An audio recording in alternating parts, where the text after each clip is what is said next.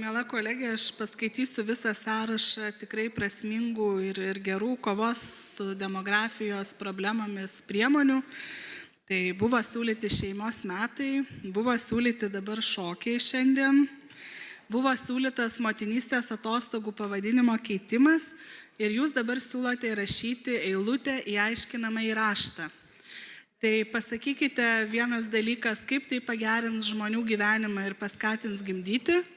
Ir kitas dalykas, ar jūs nebijote su tokiais šokių ir panašiais pasiūlymais tiesiog devalvuoti labai rimtą demografijos problemą, kuriai matyt reiktų spręsti ne biurokratinių priemonių įrašant eilutes ir ne tokių humoristinių sprendimų kaip šokiai nuo rudens jauniems žmonėms, bet tiesiog ekonominių, finansinių, organizacinių paskatų. Tai aš jūsų klausimą, gerbiamą kolegę, atsakysiu retorinių klausimų, ką pati nuveikėte, kad demografinė situacija būtų sprendžiama Lietuvoje. Tai kolegos, turėjome mamadienių ir tėvadienių prieš savaitę galimybę išplėsti iki 14 ir 16.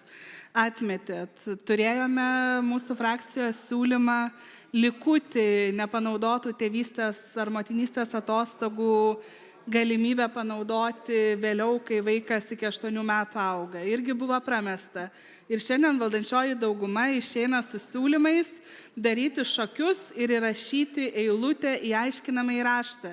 Ir jūs dar drįstate sakyti opozicijai, o ką jūs patys nuveikėte. Jūs pasižiūrėkite, kokias priemonės jūs siūlote ir matyt kita priemonė bus susijusi, nežinau, gal su prezervatyvų pradūrimu ar su dar kažkuo.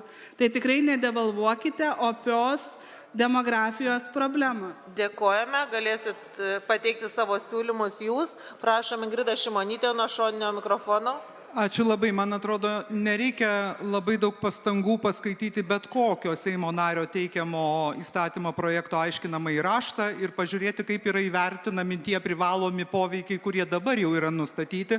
Tai paprastai jūs perskaitysite, kad nebus poveikio niekam ir tada kyla labai didelis klausimas, kam iš viso tą projektą reikėtų teikti, jeigu tas projektas nieko neveikia.